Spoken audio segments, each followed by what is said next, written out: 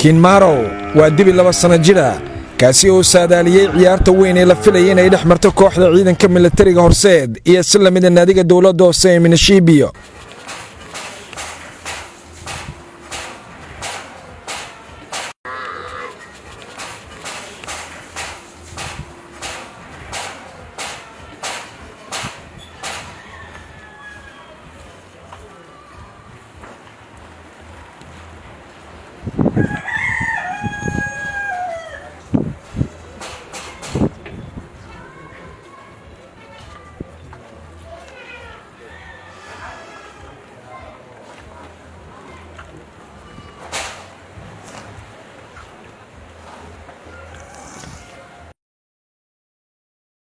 Cabdulqaadir Aadan oo in ka badan 3 sano ku howlanaa xanaaneynta loodan ku jirto mooradan oo ku taala degmada Wadajir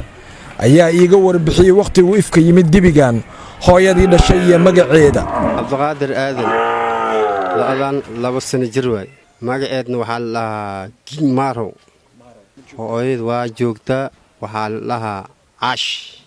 xanaanadeed waxa ku dhax jira 3 sano amal macna waa u jeeda dhoobadeed iyo macna dibka laga maro badana loo soo gada marka dhaqaaladeed saas oo kale way saadaalinta noocaan ayaa dunida ka hawa caadiya marka ay dhacayaan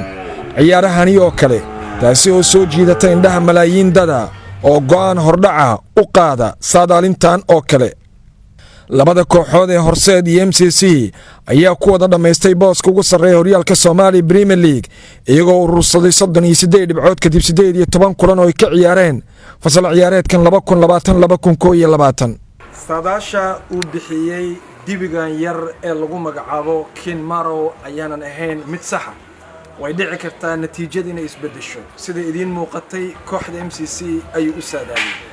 Maxamed Cabdulle Axmed Digrey, Muqdisho Cable Sports, degmada Wadajir.